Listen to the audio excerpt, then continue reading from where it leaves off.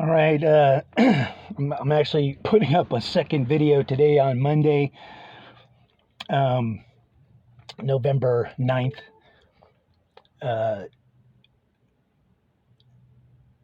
want to talk for a second about the quick and the dead, because, it's all about this bipolar, polar, divided, left-right paradigm.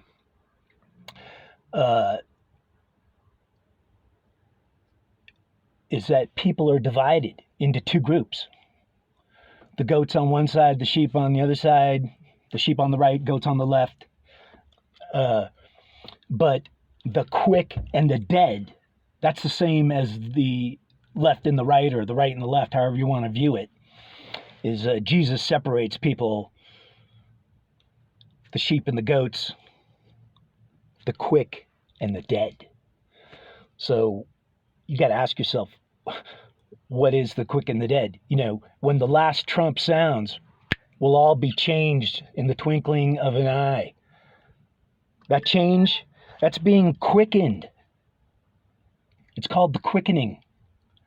But it's a spiritual thing.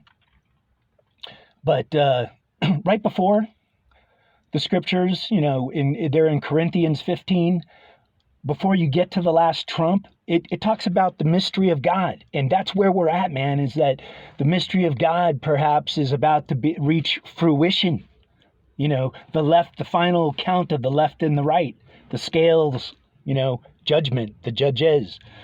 But the quick and the dead, it tells you right there in Corinthians, it says the first man, who was Adam, through one guy, the whole world, our reality changed. Man fell because he chose science over God. He took a bite of the apple. He didn't have faith. And through the second man, which is Jesus,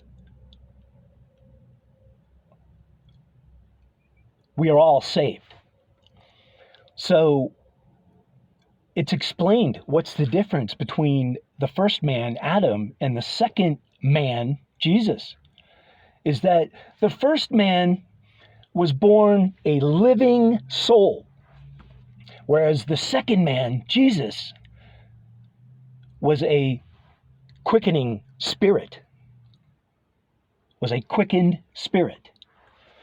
So the first thing, for us to understand is, what the heck does quickening mean? And it means to kind of like to bring to life, to restore, to revive. It's like you were dead and you were revived. That's what quick means. But, see, that's where the mystery comes in and people start getting all confused, man, because people we're divided into two groups, the quick and the dead. But Adam was a living soul. So he was living and breathing on earth as we all are. And guess what? We're all born with a soul, a living soul. That's a good thing, man. That's a reflection of God, because God is a living soul. But it makes us actually a unique individual. We're actually like God, but separate from God, but we are from God, because we're a reflection of him, that soul. And we're living, but see, that's the mystery, man, is even though we view it, because when you come to life, your soul enters your body and you come to earth as a baby, hey, we're living. But see, God views you as dead, because you're under the law. The law brings death. And that's what God told Adam. He said, don't eat of the tree of knowledge because it'll bring you death, So that's part of that mystery, man, is we're living souls, but spiritually we're dead if we're not walking with God.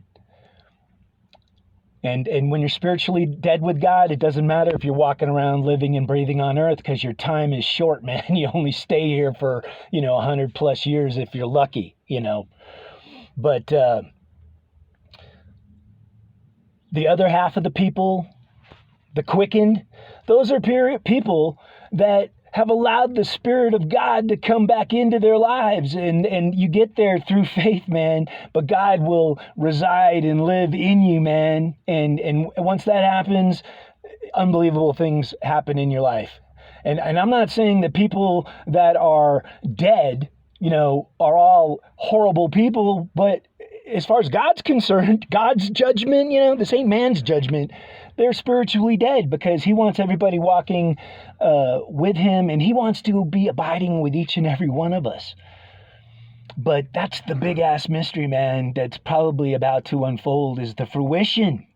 Because, how far God is going to let both groups of people keep marching is hard to say, man.